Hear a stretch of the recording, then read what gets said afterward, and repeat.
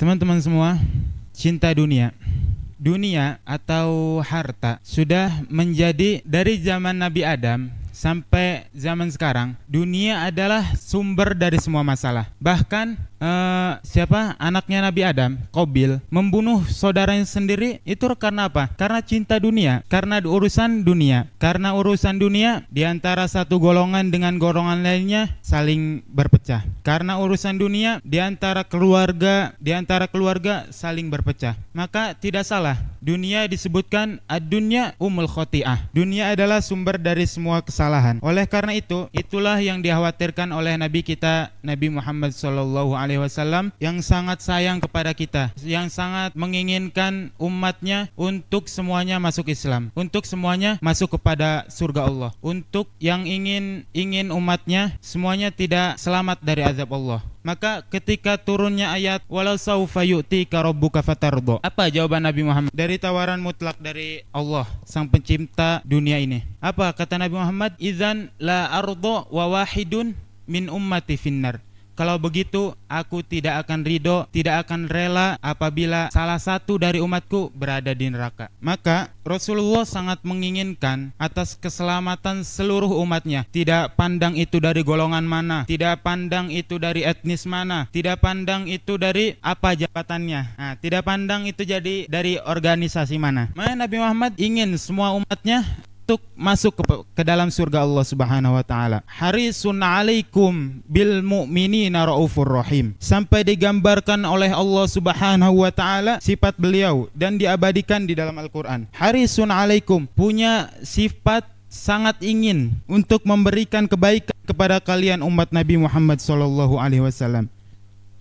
Azizun 'alaihi ma anittum, sangat menyakiti baginya, sangat sulit dan berat baginya, bagi Nabi Muhammad sallallahu alaihi wasallam, ma'anittum, apa yang membuat kalian sengsara, apa yang membuat kalian sulit, apa yang membuat kalian sakit, maka hal itulah yang membuat berat bagi Nabi Muhammad. Kasih sayang Rasulullah lebih dari kasih sayang kedua orang tua. Maka kita beruntung dijadikan umat Nabi Muhammad sallallahu alaihi wasallam oleh Allah Subhanahu wa taala. Ana rahmatun muhdah, aku adalah rahmat yang diberikan oleh Allah dan dihadiahkan untuk umatku. Maka begitu Nabi Muhammad menyayangi umatnya dan menginginkan keselamatan untuk umatnya, sampai-sampai suatu ketika Nabi mengirimkan Ubaidah bin Jarrah untuk menaklukkan kota Bahrain. Karena ini Nabi tidak ikut dalam peperangan tersebut ya, dalam pengepungan tersebut. Maka kalau di sirah ya dikatakannya Sariyah.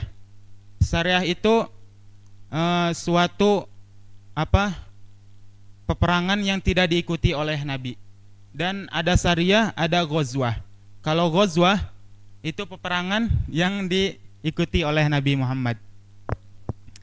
Maka ketika Ubaidah bin Jarrah mengepung kota Bahrain atau negara Bahrain, beliau Ubaidah bin Jarrah, kota Bahrain tersebut ingin berdamai dengan umat Islam dan memberikan sebagian hartanya umat Islam dan dibagikan di Madinah kepada para du'afa. Ketika Ubaidah bin Jarrah datang daripada Madinah, datang ke Madinah, maka para sahabat sudah mengetahui bahwasanya Ubaidah bin Jarrah membawa sebuah harta rampasan perang. Ketika para sahabat tahu, biasanya Nabi kalau ada harta rampasan perang itu akan dibagikan secara langsung, akan dibagikan habis subuh biasanya. Waktu itu pas sholat subuh, maka jamaah sangat banyak daripada biasanya.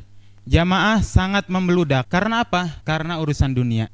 Makanya saking sayang Nabi Muhammad langsung melihat kepada orang-orang yang sudah menunggu. Langsung Nabi Muhammad berkata, ma fakru akhsya'a alaikum. Aku tidak takut kalian sebagai umatku menjadi orang-orang fakir, menjadi orang-orang miskin. Gak masalah, bukan itu yang dikhawatirkan oleh Nabi. Yang dikhawatirkan oleh Nabi adalah walakin akhsya'a tubsatud dunya alaikum kama busit sullita ala man qablakum fatanafasuha kama tanafasuha fatuhlikukum kama tuhlikukum. Yang aku takutkan dari kalian umatku di dunia, yang aku takutkan dari kalian umatku adalah dunia dibentangkan kepada kalian, dunia dimudahkan kepada kalian, uang di tangan kalian banyak, mau beli ini mau beli itu bisa gampang. Justru keadaan ini yang dikhawatirkan karena dunia di tangan orang yang salah, orang yang banyak lupa kepada Allah. Karena dunia di tangan, kadang orang susah tidak lagi, karena orang sudah tidak lagi datang ke masjid. Karena dunia yang banyak, tidak sempat mereka hadir majelis ilmu. Itu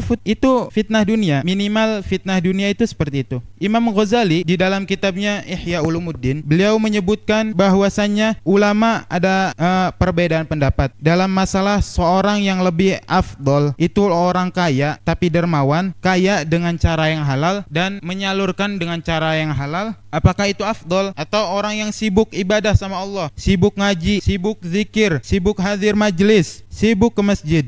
Mereka para ulama ada ikhtilaf. Karena yang pertama baik dan yang kedua juga baik. Yang pertama baik, Masya Allah, punya harta banyak tapi manfaat untuk kebaikan dan manfaat kepada orang lain. Ni'mal mal as-soleh lirrajul as-soleh. Sebaik-baiknya harta adalah harta yang baik dan dimiliki oleh orang yang soleh. Karena apa? Karena kalau orang soleh, kalau punya harta, disalurkan untuk yang positif, disalurkan untuk yang baik-baik saja. Wabillahi taufik wal hidayah. Wassalamualaikum warahmatullahi wabarakatuh.